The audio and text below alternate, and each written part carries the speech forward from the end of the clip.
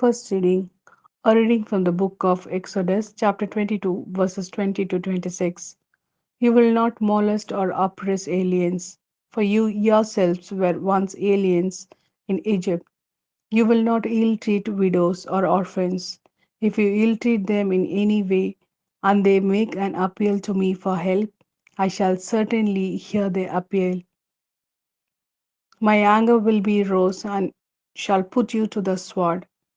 Then your own wives will be widows, and your own children's orphans. If you lend money to any of my people, to any poor among you, you will not play the ussurer with him. You will not demand interest from him. If you take someone's cloak in pledge, you will return it to him at sunset. It is all the coverings he has. It is the cloak he wraps his body in. What else will he sleep in? If he appeals to me, I shall listen. At least with me he will find compassion. This is the word of Lord. Thanks be to God. Second reading. A reading from the first letter of Paul to the Thessalonians, chapter 1, verses 5 to 10. Because our gospel came to you not only in words, but also in power, and in the Holy Spirit, and with great effect. And you observe the sort of life we lived when we were with you, which was for your sake. You took us and the Lord as your model, welcoming the word with the joy of the Holy Spirit in spite of great hardship.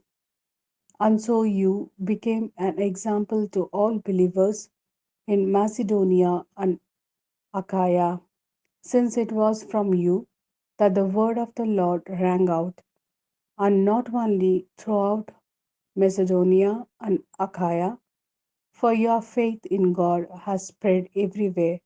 We do not need to tell other people about it.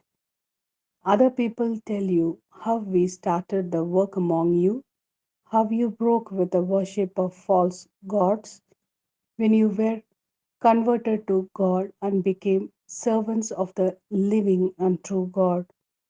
And you are now waiting for Jesus, his Son, whom he raised from the dead, to come from heaven.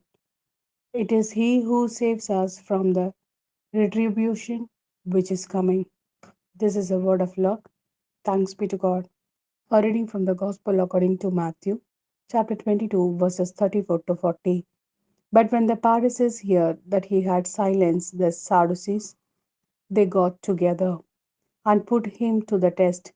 One of them put a further question: Master, which is the greatest commandment of the law? Jesus said to him, You must love the Lord your God with all your heart, with all your soul, with all your mind. This is the greatest and the first commandment. The second resembles it. You must love your neighbor as yourself. On these two commandments hang the whole law and the prophets too.